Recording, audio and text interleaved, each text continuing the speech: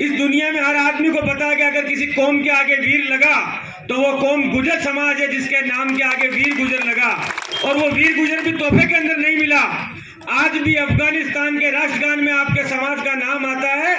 आज भी जब पन्ना दाई की हम बात करते हैं तो हमारी भुजाएं फड़क जाती कि स्वामी भक्ति के लिए उन्होंने अपने बेटे की गर्दन कटवा दी, लेकिन वो पीछे नहीं हटी। आज भी जब देश की आजादी की बात हम लोग करते हैं तो 1857 की आजादी के बाद इस देश के अंदर धन सिंह कोतवाल के रूप में मेरठ से जो आवाज उठी, उसने अंग्रेजों के दांत खट्टे करने का काम किए।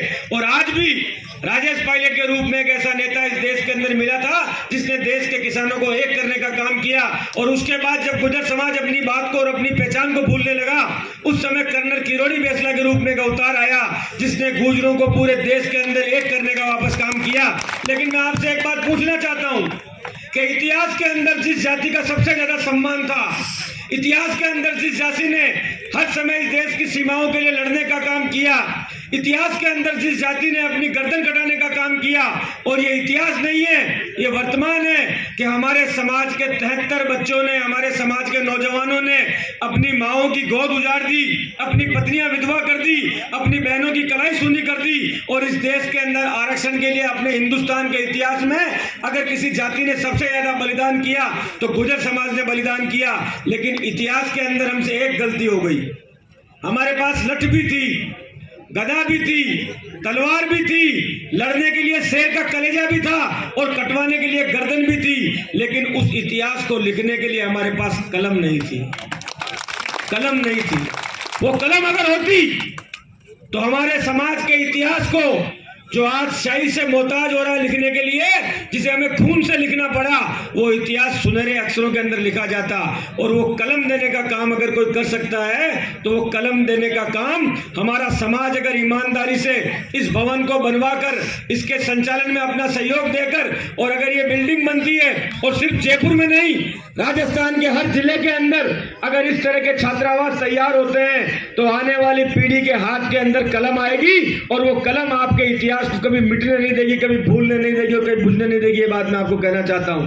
या मुझे एक बात पता है, यह आया हुआ एक भी आदमी, ना अतिथि और ना सुनने वाले लोग, कोई भी यहाँ लेने के लिए नहीं आया है। यहाँ पर सब लोग करने, और कोई देने के लिए भी नहीं आया है। यहाँ पर हर आदमी करने की भावना से आया है कि जिस समाज के अंदर मुझे पैदा होने का मौका मिला, अगर मुझे अवसर मिले तो मैं उस समाज के कर्ज को चुकाना चाहता हूँ। अभी हेम सिंह जी कह रहे थे, और हम जानते हैं मेरी विधानसभा के अंदर 20,000 भी गुजर पूरे नहीं है। इनके यहाँ भी 20-25 हजार लोगों का मामला है। हम तो 36 कौम को जोड़ के एक एक बिरादरी को साथ लेके उसके बाद राजनीति के अंदर उतरते हैं। लेकिन जिस कौम के अंदर जन्म लिया, जिसका दूध पिया, कभी आपके समाज की लड़ने की बात आई तो ना धीरज गुजर ने, ना हेम सिंह पठाना ने आपको पीठ दिखाई, बल्कि हम लोग आपके साथ खड़े हुए और मजबूती से आपकी लड़ाई लड़ी।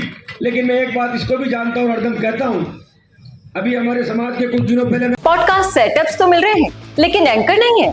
पॉडकास्ट सेटअप और एंकर मिल गया तो एडिटिंग नहीं है।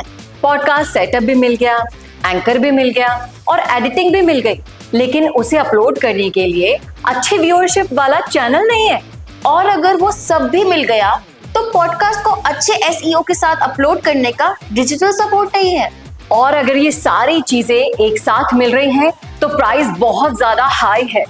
तो अगर आपको ये सारी चीजें चाहिए आपके अपने जयपुर में, जो आपको पॉडकास्ट सेटअप्स, एक्सपीरियंस एंकर्स, शानदार studio, amazing editing, 6 crore plus views वाले चैनल पर अपलोडिंग, और तो और सिर्फ पॉडकास्ट ही नहीं, उसके साथ आपको मिल रही है उसी पॉडकास्ट में 5 रील्स फ्री, वो भी सिर्फ 8,000 रुपए में। और ये सब कुछ मिल रहा है आपको सिर्फ और सिर्फ मिशी मीडिया सॉल्यूशंस में। तो सोच क्या रहे हैं? अगर आप भी चाहते हैं पॉडकास्ट के जरिए पूरे सोशल मीडिया पर छाना, तो अभी कॉन्टैक्ट कीजिए स्क्रीन पर दिए गए नंबर पर।